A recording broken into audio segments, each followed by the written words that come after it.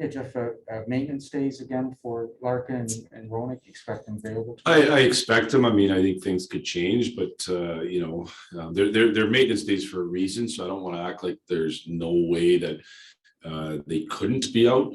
But I expect them to be in the lineup tomorrow. And with Bertuzzi not playing tomorrow, that would leave you with is that right, maximum of 11 healthy forwards? Will you have to recall somebody? We're going to recall somebody. Instead of going to 70. Yeah, correct. Yeah. And I saw Smith didn't practice. Yeah. He's still out. Yeah. Until he gets, practicing on a more regular basis, he's still out. So right now he's out for the near future. I would rule him out, obviously, for tomorrow. I'd rule him out for the game against Boston and Winnipeg. And I saw you moved Ernie up to that line with Raymond and presumably Lark shot. Is that what you're planning on going with because of the size and the grit factor? Yeah, I thought Ernie's played hard. I thought Ernie the last couple of games played hard. He's probably been as confident as he's been in a while. I thought he was skating good last night, so I want to reward him a little bit for that.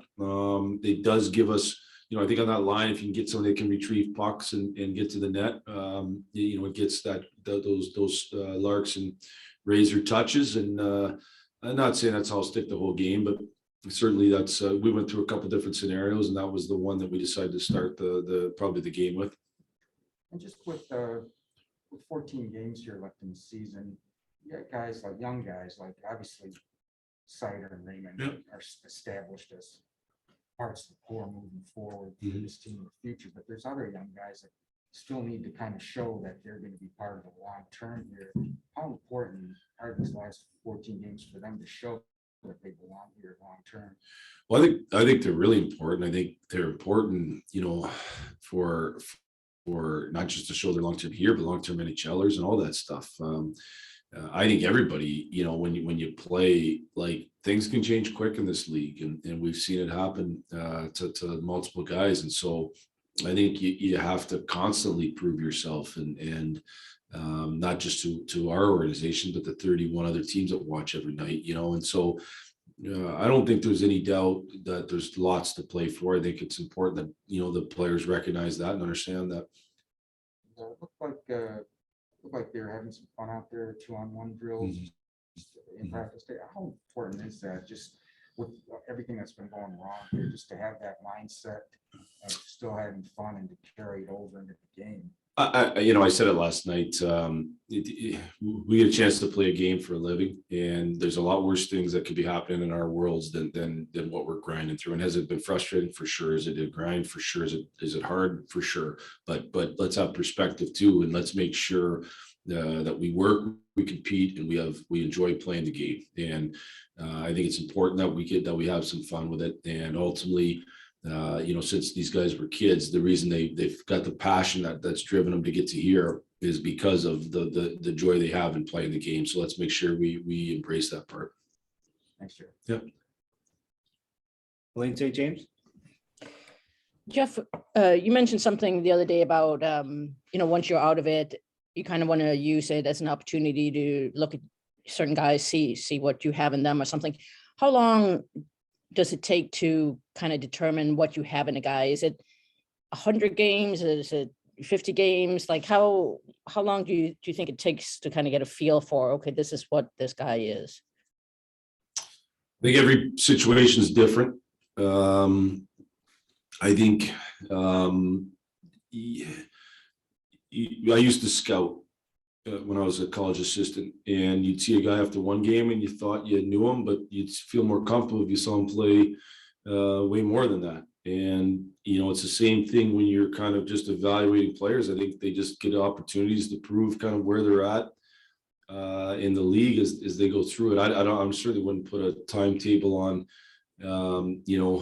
this guy, a guy needs 50 games to prove it or 100 games to prove it. I really think every guy is different. I think the impact of which they have in the game, makes you more comfortable to say they're a really good NHLer, a good NHLer, a great NHLer, or a bubble guy, So I guess every guy's different. Do you judge or not judge, but take into consideration when you get a young player coming in, what his reputation was in juniors, or, like, okay, this was a top 10 pick, this was whatever that, so the expectations obviously are higher. I guess what I would say is everybody has a resume. To say that I'm not aware of the resume when a player comes to us would be false. And part of that resume might be what they've done in the American League before they've got here, or Sweden before they've got here, or where they were picked, or what they did in junior, what they did in college. That's part of your resume. I think certainly there's when you get picked in certain areas, there can be different expectations that may give guys more chances at times if you're picked higher, because of the belief of what was seen as they've gone through the draft, and the potential that a player might have. Ultimately, every player needs their potential to become reality, and you judge based on that. So I'm not sure exactly where you're going with it, but ultimately, as we judge players, we try to stay patient. We try to evaluate. We try to evaluate what positions, what situations they're in, and over time, we give them more opportunity based on how they're playing. Lastly, just there's certainly numerous cases where, a guy was a scorer in juniors and that doesn't translate to the NHL, but he still finds a way to forge a long and successful career. There's a lot to be said for that too, isn't there? Like, not everybody who scored in juniors is going to be a sniper in the NHL. Let's start with the fact that I think in the NHL draft, if you look historically at the success rate of the NHL draft, it's not extraordinarily high. It's not like every pick you get or that you draft is gonna play for your team and have a great career. That's just not the reality of it. You just look at the numbers historically over time. So within that, certainly guys that just because you scored in junior, scored in college, or scored in a different league and you got drafted because of that, doesn't mean you're going to do that at this level. And certainly then I think you look at players and if I'm a player, you have to look and say, okay, how can I make myself a commodity a different way?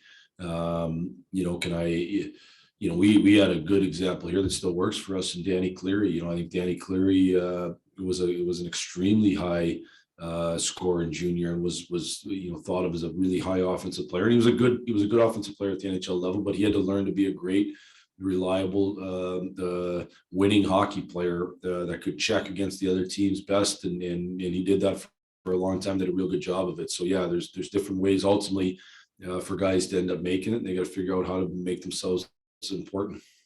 Thank you. Yep. Ted Coffin. Hey, Jeff, the way the schedule is laid out here in the last several weeks, I mean, there's been a whole lot of games.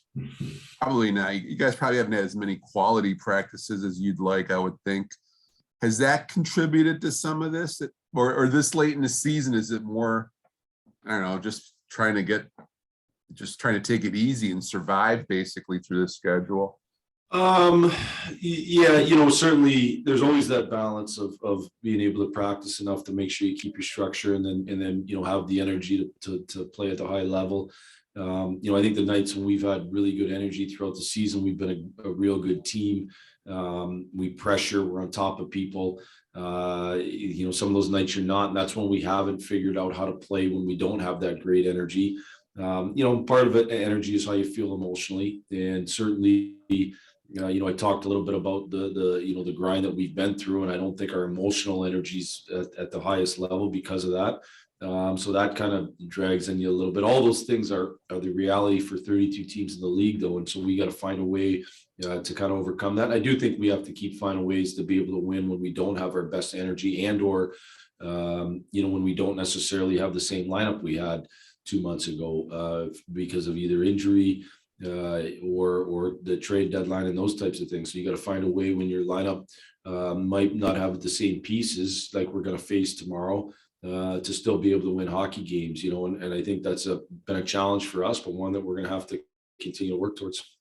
Hey, that was something interesting you said last night about Ned. Is it with him for goaltender, is that just kind of like the mental strain of his long season like that for a workload? I mean, just the pressure of, hey, I got to stop these pucks and stuff. I mean, for a goalie like that? Well, I think physical and mental. I mean, there's a physical side of it too, you know, and you know, his workload's much higher than what we had anticipated or wanted for varying reasons, and you know, so that puts lots of mental, you know, strain on you, and it puts a physical strain on you, you know. So it's just the reality of it. There's a reason why, you know, a lot of teams don't have their goalies carry that same workload as they once did.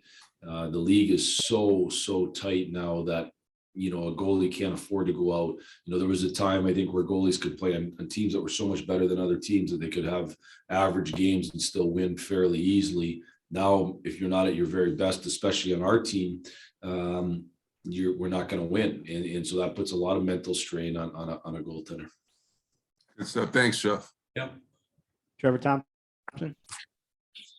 Blash, I understand you want guys to play hard and work hard in practice and those sort of things. You talk about the emotional level of what you're seeing, but what are you seeing body language wise from your guys, and what does the coach look for as far as body language goes on a team that's going through what you're going through now?